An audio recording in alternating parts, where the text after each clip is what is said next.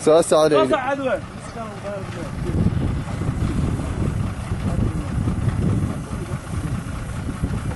سؤال ثاني بس شوف اسكرك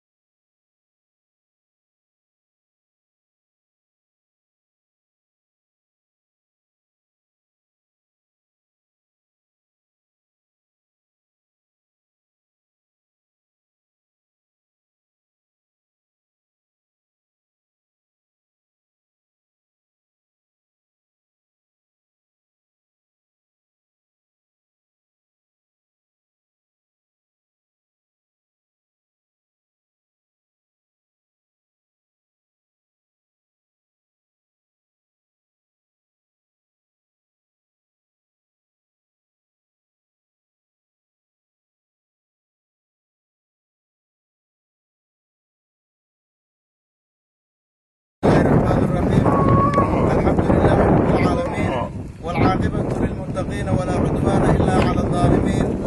وأشهد أن لا إله إلا الله وحده لا شريك له، وأشهد أن سيدنا محمدا عبده ورسوله بعثه ربه بالحق بشيرا ونذيرا وداعيا إلى الله بإذنه وسراجا منيرا. هو الذي بلغ الرسالة وأدى الأمانة وكشف الغمة ونصح للأمة وجاهد في الله حق جهاده حتى أتاه اليقين من ربه. وقد قال صلى الله عليه وسلم: تركت فيكم ما إن تمسكتم لن تضلوا بعدي أبدا، ألا وهو كتاب الله وسنتي، فصلوات ربي وتسليماته عليه وعلى آله وأصحابه ومن تبعهم بإحسان إلى يوم الدين.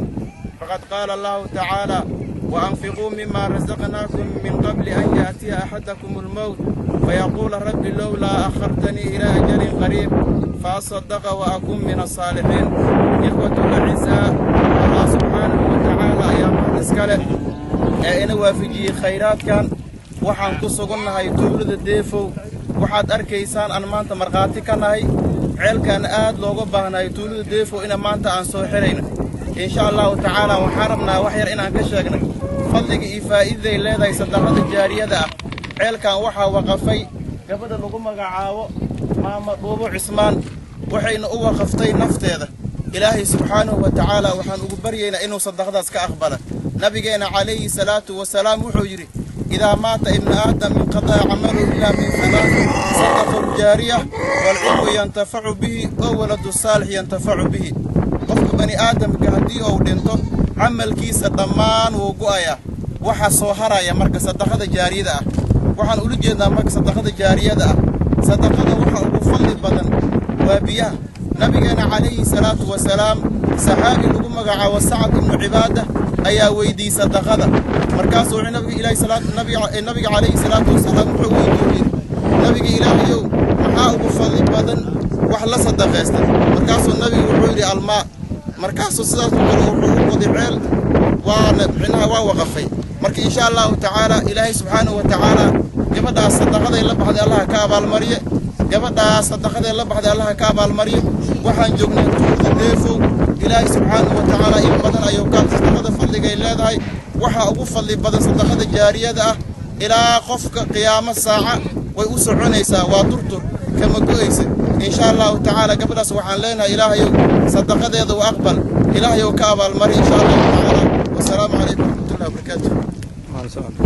bismillah alhamdulillah wassalatu wassalamu ala rasulillah sallallahu alaihi wasallam amma ba'd إن شاء الله تعالى وحنكم هذا علنا إنه إلهي مهد كسيو أو أبالي أجر الله كسيو كودي صوصة دغيستي ما عيل كان سبعة وبتغانا ماما وبعد اسمان ليرادو وصو وقفتي نفتي وصو وقفتي